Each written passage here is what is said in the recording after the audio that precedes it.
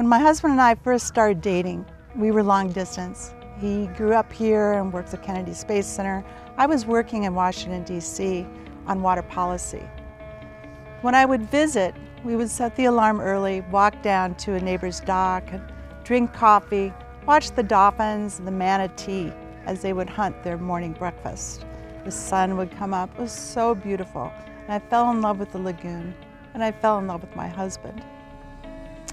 So fast forward after we were married, and the opportunity came up to work on restoring the lagoon through the Citizen Oversight Committee.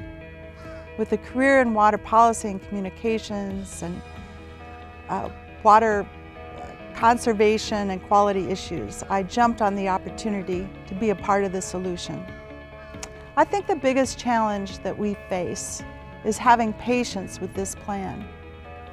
We know that it's science-based, data-driven. We know that it's worked in other places.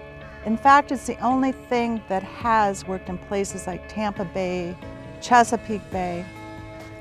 So we need to have patience with it. We need to support it.